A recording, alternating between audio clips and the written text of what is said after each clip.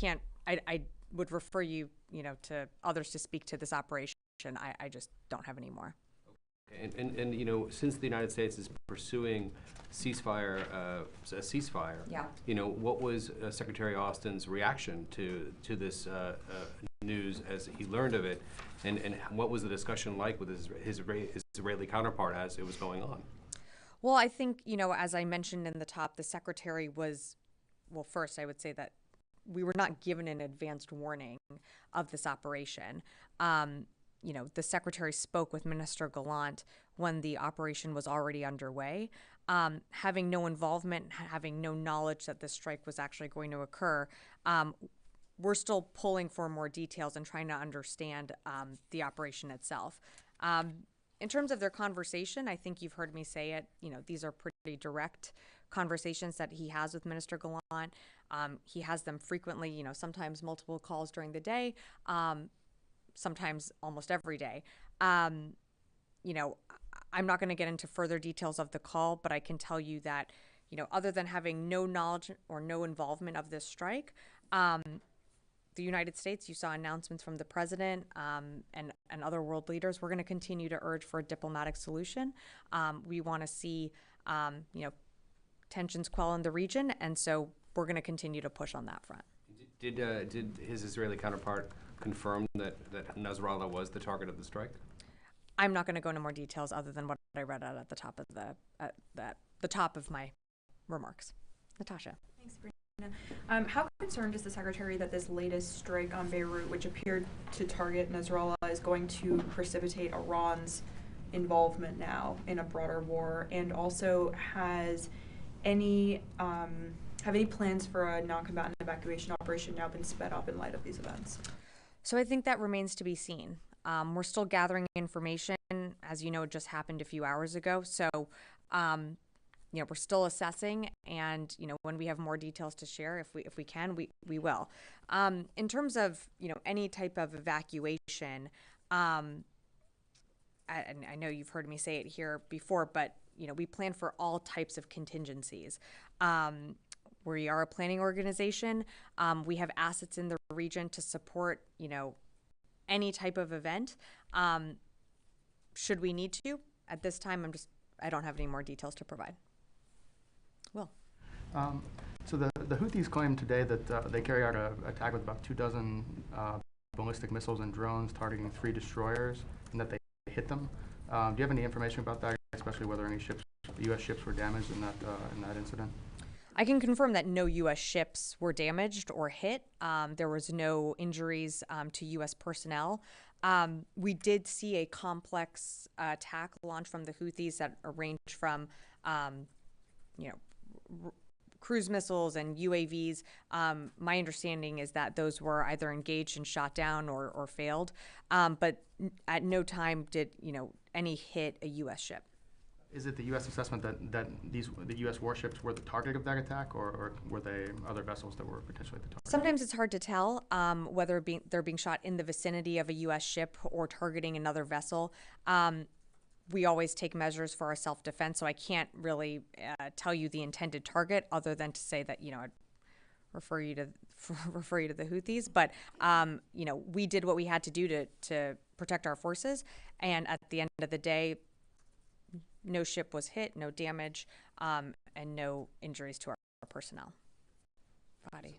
So you clearly said that you were not given any prior notification about this. However, the phone call took place while this operation was underway. So during that phone call, did Mr. Gallant inform Secretary Austin about the operation?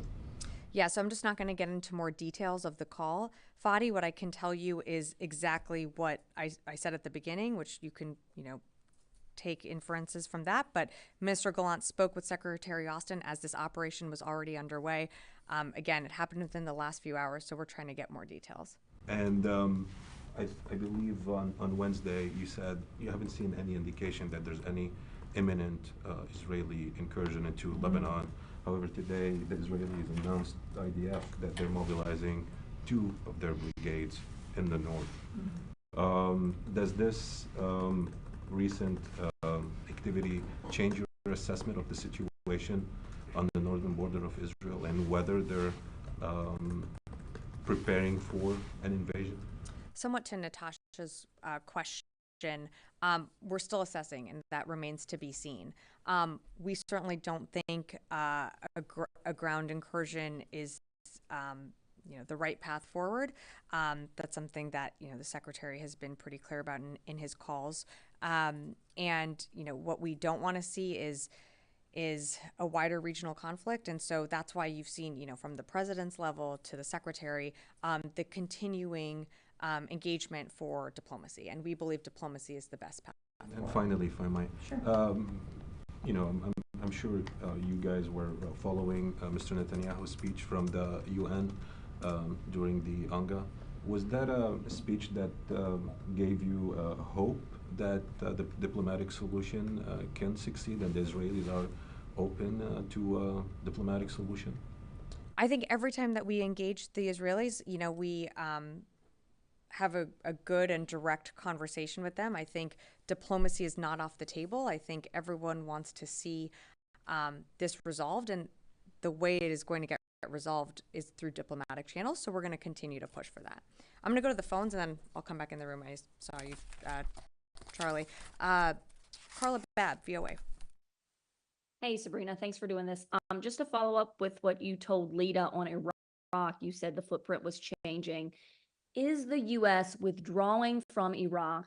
If your answer is that the U.S. is not withdrawing from Iraq, can you at least tell us how the footprint is changing, whether it's increasing or decreasing troop numbers? And then finally, just how important is the Iraqi partnership with U.S. military right now? Thanks, Carla. So, nope, the U.S. is not withdrawing from Iraq.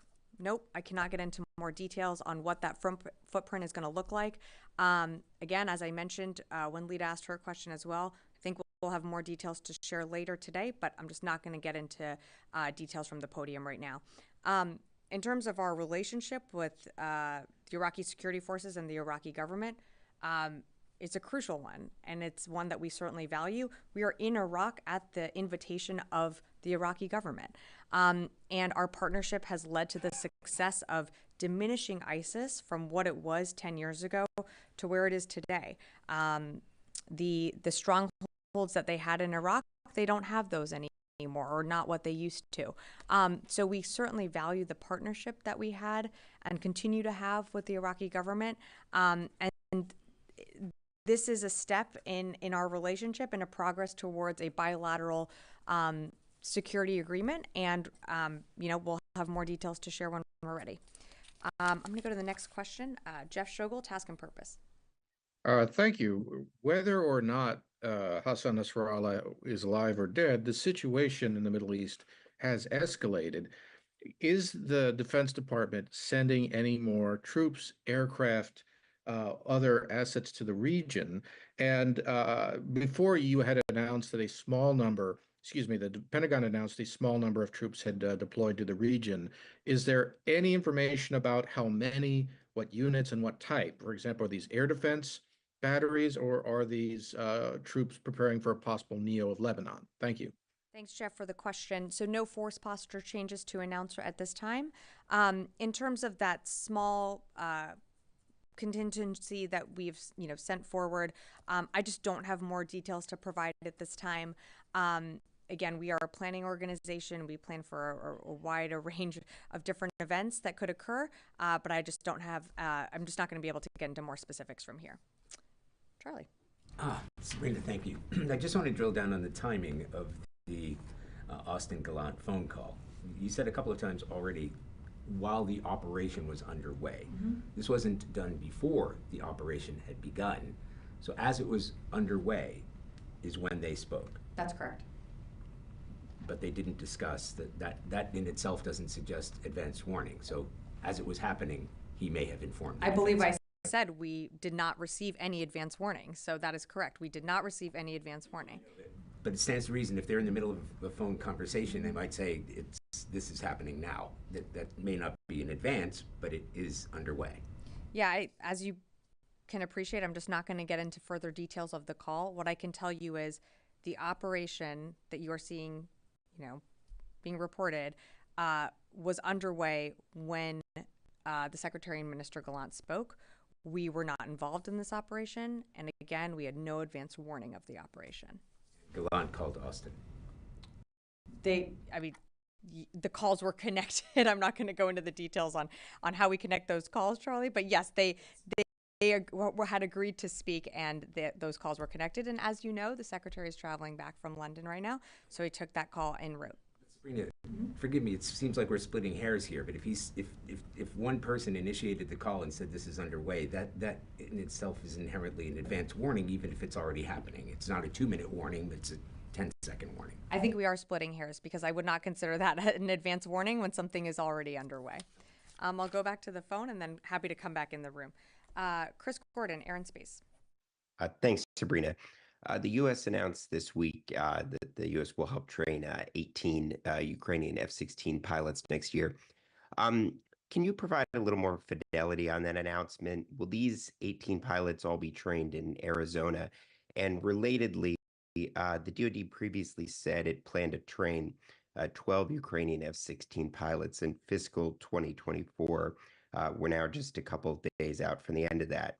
So has the U.S. met that previously announced goal of training 12 F-16 pilots in the U.S. this fiscal year? Thank you. Yeah, thanks, Chris, for the question. In terms of the announcement on where they'll be trained, I just don't have that for you right now. We continue to train Ukrainian pilots that either come to the United States or through the Air Mobility Coalition with our partners in different parts of the world. As you know, these pilots have to meet certain metrics, which include, being proficient in English language. So we're continuing to work with the Ukrainians. This is something that we know is a priority for them. It's a priority for us. And we're continuing to work with them to make sure that their pilots get the training that they need so that when they return to Ukraine, they can be as effective as needed on the battlefield. I'll take 2 more from the phone and then happy to come into the room. Jared Zuba, I'll monitor. Hi, Sabrina. I think Charlie might have asked this, but just to be clear, do you know who initiated the call? Was it pre-scheduled? Was it the Secretary reaching out to Defense Minister Gallant? How did that work? Yeah, so Jared and Charlie, as much as I appreciate the questions, the Secretary and Minister Gallant speak pretty regularly. It's initiated on both sides to have these types of conversations. I'm just not going to go into who initiated what when. I can tell you from what I already said previously, which I know led to the bit of splitting of hairs here. But again, when the Secretary spoke with Minister Gallant, this operation was already underway. We had no advance warning of this, and of course, we were not involved in this operation. All right, taking one more from the phone, and then happy to come back in the room.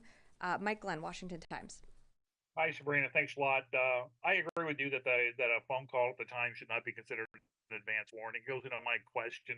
If the fact that the Pentagon once again had no advance warning of this Israeli strike and only learned about it, at the time, does that indicate that the Israeli government simply doesn't trust this would thinks it'll try to interfere with their operation? Yeah, Mike, I would push back on that. I don't think that is the case. I think that's an unfair characterization. Trust is certainly built, but look at just the engagements that the Secretary and Minister Gallant have had over the last 2 weeks, speaking regularly. I think if there was any type of, fracture in trust, you wouldn't see those type of levels of calls and engagements occurring frequently, and not just at the Secretary's level, but there's other components across the administration regularly engaging with their Israeli counterparts. So I'd push back on that characterization. And, I think you can expect the Secretary to continue to engage Minister Gallant in the future. All right, coming back in the room. I'm going to go over here and then, yes. The Secretary just called on both sides to not escalate the situation. Is this an escalation? Yeah, again, that remains to be seen. We're still assessing. 6 apartment buildings in the suburbs of Beirut have been leveled. That's not, you have to assess whether that's an escalation? You're telling me that. I do not know that to be true. So again, we are still assessing the situation. We are going to continue to have our calls with the Israelis to get more details. I appreciate the question. I hope you would also appreciate that this just happened a few hours ago. So yes, we are still doing an assessment. Rio. Japan's ruling party LDP selected former Defense Minister Ishiba as the next Prime Minister. So first, what would be the DoD's reactions to the election? And secondly, Ishiba has proposed ideas such as reviewing the US-Japan agreement on the status of forces. So what would be the US reactions to such proposal? Look, we have a great relationship with Japan. The secretary was, just recently there over the summer. We look forward to working with the new government to further deepening our cooperation and building upon some of the deliverables that, in fact, you were on that trip, so you know very well some of the things that were announced, that the secretary announced in Tokyo. We certainly welcome this new administration, looking forward to working with the new Japanese government. I'll just leave it at that. Yes, sir. Thank you. Two questions, please. One, as far as after 2+2 in New Delhi and now at the leadership of President Biden at Delaware Quad, U.S., India, Japan, and Australia, they met there. So as far as U.S.-India relations are concerned, military relations, where do we go from here now? And also at the same time, if the escalation, the threatening from China or others have gone down, or what is the future there, those nations who are a little bit threatened by China, including Taiwan and all that? So the Quad is a group of like-minded nations coming together because they believe in a free and open Indo-Pacific. That is the whole, that is one of the many purposes of the Quad. So in terms of, where does the relationship go from here? I mean, look at the extensive amount of details that, the president and the White House announced just last weekend from those high-level meetings that happened in Wilmington. I'm just not going to go through the litany of every deliverable that was announced, but I think the partnership between India and the United States is certainly strong. The engagement that you saw from the president with Prime Minister Modi and others within the Quad builds upon the foundation and principles that the Quad was founded on, which is, one of them being to ensure the free and open Indo-Pacific. But I direct you to the White House for more details of the Quad meetings. And I'm just not going to go through that from here. Second, thank you. As far as peace is going on around the globe or not, two wars are going on. One, of course, in the Middle East, and second, Russia and Ukraine. And everybody is trying to bring peace between those nations and those regions, including the Prime Minister of India tried, and now President Zelensky was in the White House yesterday, and today he's meeting with former President Trump in New York. So where do we stand? Who are behind these nations that wars are still going on? Let's say in the Middle East, who's behind? Is it Iran, or of course, Hamas and Hezbollah, but Iran or any other nations they are involved? And as far as Russia and Ukraine is concerned, who's behind those wars there? What an interesting question. I think it's pretty clear that when the war in Ukraine started, it was, directed by Russia's head of state, and we know Vladimir Putin certainly has his agenda set on Ukraine. I don't have to go into detail the work that this administration has done to ensure Ukraine gets what it needs in order to continue to fight every single day to take back its sovereign territory. And, I'm not going to go through, a historical look back over the last 2.5 years or, the last year, but, on October 7th, a terrorist organization brutally attacked Israel, and I think what happened and unfolded since then. Yeah. I have two questions. First one, there are some reports claiming that the U.S. cut off intelligence sharing with the Israeli regarding to the current operation in Lebanon. Do you confirm that, or are you still sharing the intelligence with them? We still regularly coordinate with the Israeli government and share intelligence. I haven't seen this specific report, but when it came to if you're talking about this operation, again, the United States was not involved in any way, and we had no advance warning. I'm just not going to get into more details on our intelligence sharing, other than that we do share intel, and generally speaking, Israel faces threats from all sides, and so of course we share information around that. And the second question, regarding Secretary Austin said today that he hopes that don't see a ground incursion in Lebanon, and if that's happened, it's going to be a chance the conflict could be a regional conflict. So, did you give this message directly to the Israelis, and what's their response about what your concerns about any ground operation in Lebanon? Look, we don't want to see a wider regional war. We've been very clear about that from the beginning. The Secretary continues, and I think this administration broadly continues to urge for diplomacy. We know that is the best path forward. And diplomacy cannot succeed amid, continued tit for tats back and forth. So that's what the Secretary's conversations are like with Mr. Gallant. That's what he continues to urge for. And I'll leave it at that. Did you have a follow-up? Yeah.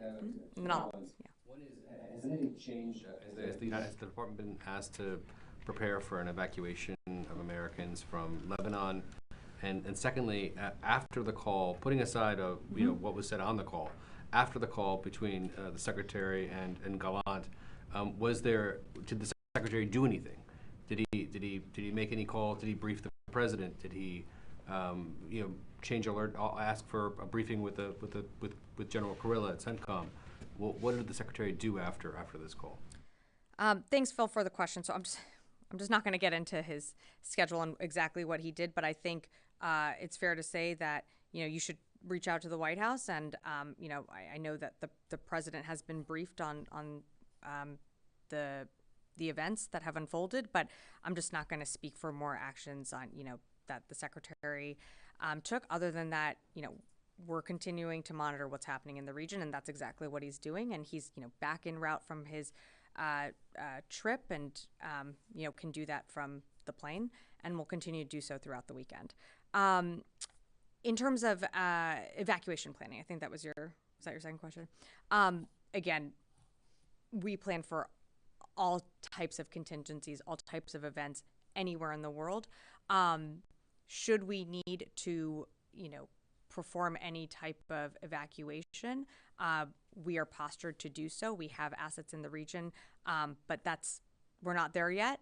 And we certainly plan for a wide range of contingencies at all time.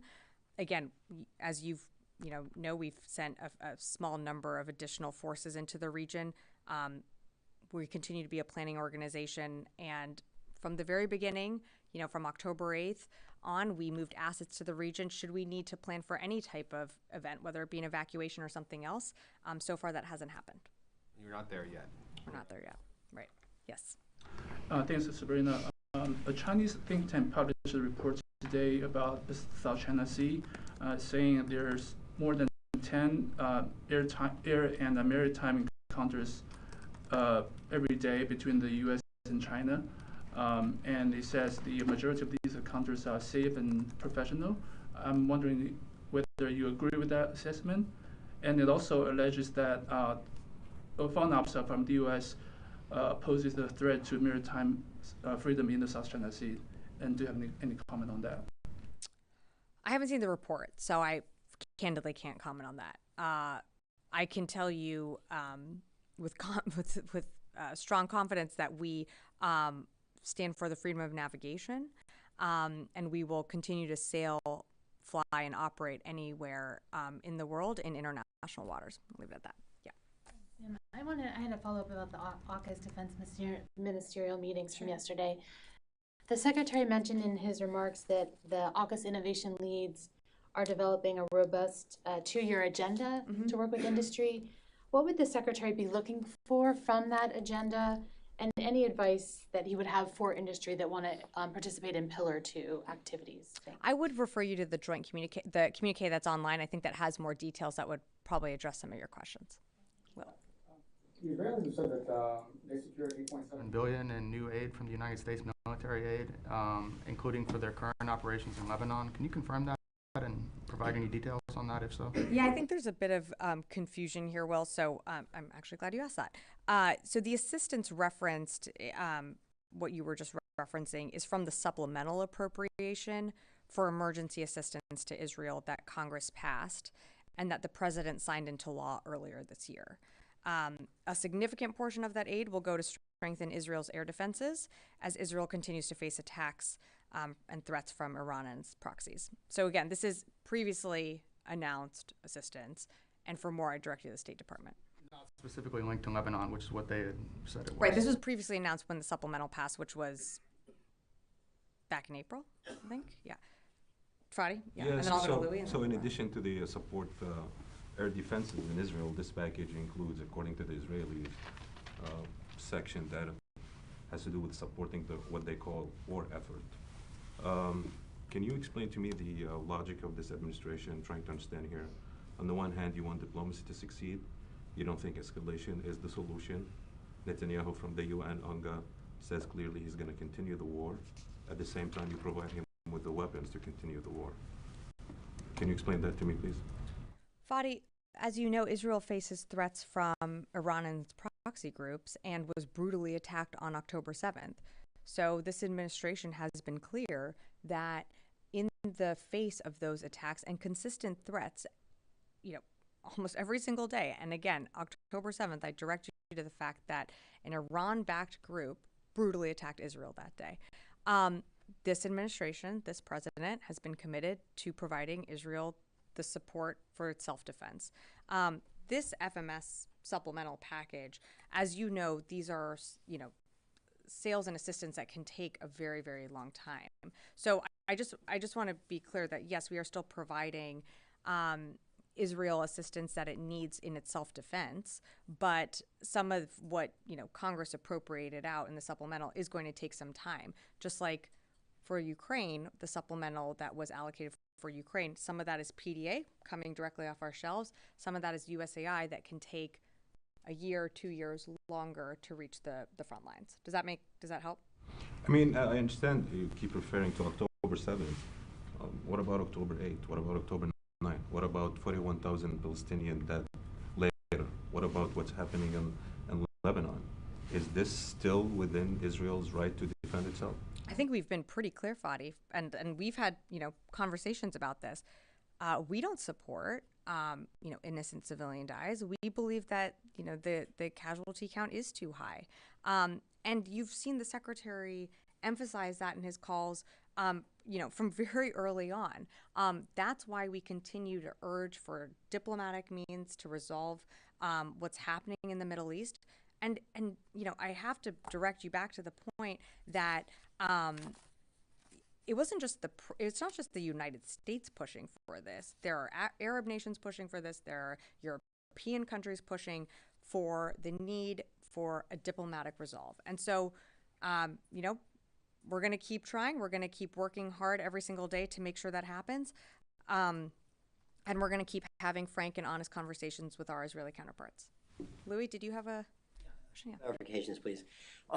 When you've been saying we were not informed with regards to this operation, are you saying we, the Pentagon, or we, the United States? We, the United States. I mean, let me clarify. I speak on behalf of the Department of Defense. So I will say that on behalf of the Department of Defense, we were not notified about this operation. Is it possible that other parts of the United States government may have been informed, and not specifically the leadership in this building, but maybe somewhere else? Again, not going to speak. I'm not at the another podium here, but I think that's highly unlikely. And then the other clarification, you were asked earlier whether you were seeing signs of any imminent ground incursion, which you spoke to last week. Can you say that whether you're now seeing signs of an imminent ground incursion? Because your answer last time, earlier today, was we don't think a ground incursion is the right path forward. Are you inferring that there will be something happening in short order? Or again, can you just clarify what you're... I'm not inferring anything. I'm saying that we do not believe a ground incursion is the right path forward. We are continuing to engage our, the Secretary engaged Minister Gallant today. We certainly want to see a path towards diplomacy. And just to clarify, because I don't want to split hairs here, and while I'm not speaking at, the White House podium, I just want to be very clear that when I think definitively when I say we, I think I can broadly say the United States was not and had no knowledge of this operation and was not giving advance warning. Again, the call happened as it was underway. So I think I just want to be super clear that, words are not parsed, that there's any indication that another, building or, agency had a heads up. I think we are all on the same sheet here that the United States had no knowledge of this. Okay. And again, on this imminent, because sure, you've just given the same answer that, we don't think the ground incursion is the right path. Yeah. Since you've previously said we do not see any sign of an imminent ground incursion, are you still not seeing any imminent sign of a ground incursion? As of right now, one, I don't want to speak for the Israelis. As of today, we're not seeing that. But I would refer you to them to speak to their own operations. Charlie, did you have one more, and then we can wrap up? One more question. You have repeatedly said that the U.S. military has the capacity for a mass evacuation if necessary. You have the capability. As of a few hours ago, the specter of that mass evacuation might have edged closer.